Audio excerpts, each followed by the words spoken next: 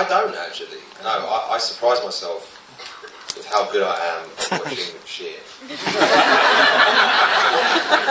how happy I am to do it. So I love it. You don't get it, do you?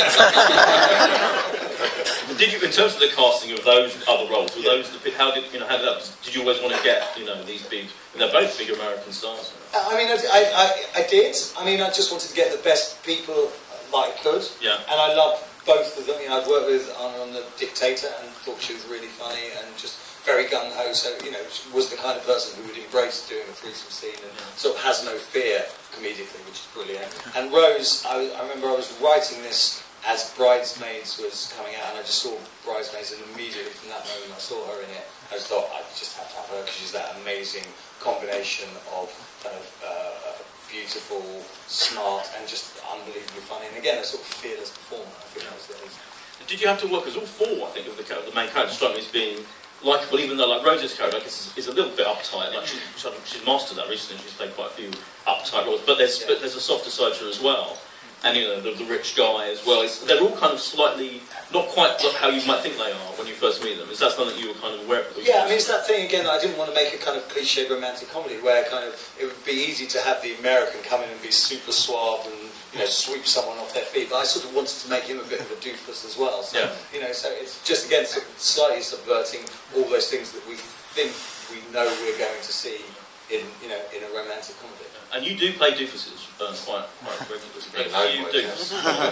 It's been known. Yeah, and I think that was one of the things that made me scared of the powers that be scared a few people off maybe casting me in this, is that I'd done a film called One Day, where I was you're an excellent thank you. Very much not the romantic lead. Yeah. But that's one. I still want to play character parts, and to be able to play leading parts and character parts. If I am lucky enough to bridge those two things, it's quite a rare thing, not many people get to do that, so if I'm lucky enough to be able to do that, then that's brilliant. That's nice. Did it feel like a big thing to do a really romantic comedy leading man role? Did it feel? Yeah, it did, yeah. It was a big thing for me. I've long been a fan of the genre of romantic comedy. Yeah. My oeuvre? And your oeuvre, yeah, your work. No, I love romantic comedy films. Like Dan, Harry Met Sally is also my #1 favourite film. And I've always wanted to be involved in them and do one at one point. And always quite wanted to play a main part in one. Yeah.